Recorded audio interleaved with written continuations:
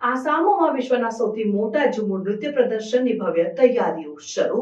આસામમાં 24 ફેબ્રુઆરી 2025ના રોજ Indira Gandhi athletic stadium સરોસજાઈ ગુવાહાટીમાં યોજાનારી ભવ્ય ઝુમુર નૃત્ય પ્રદર્શનની તૈયારી ચાલી રહી છે. આ ઇવેન્ટમાં આશરે 8,000 નૃત્યકારો જાજ અને તી સમુદાયના ભાગ લેશે, જે આસામની સમૃદ્ધ સાંસ્કૃતિક વારસાને પ્રદર્શિત કરે છે. ઝુમુર નૃત્ય આસામના જાજ જનજાતિ સમુદાયની પરંપરાગત કલાનો એક મહત્વપૂર્ણ ભાગ છે, જે તેમની સાંસ્કૃતિક ઓળખ અને વારસાનું પ્રતિનિધિત્વ કરે છે.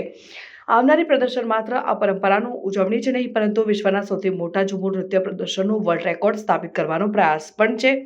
આ વિશાળ ઇવેન્ટ માટે તાલીમની શરૂઆત 6 જાન્યુઆરીથી 11 જાન્યુઆરી 2025 દરમિયાન શ્રીમંત શંકરદેવ કલાક્ષેત્ર ગુવાહાટીમાં માસ્ટર ટ્રેનર્સના કાર્યક્રમથી થઈ હતી. કુલ 367 માસ્ટર ટ્રેનર્સે ભાગ લીધો હતો, જેઓ ઝુમુર ગાયક સજન નાયક અને દુલાલ માંકી દ્વારા વિશેષ તૈયાર કરાયેલા ગીત સાથે નૃત્યનું તાલીમ મેળવ્યું. આ ટ્રેનર્સ હવે 20 થી 23 જાન્યુઆરી 2025 દરમિયાન વિવિધ ધારાસભા મતવિસ્તારોમાં નૃત્યકારોને તાલીમ આપશે.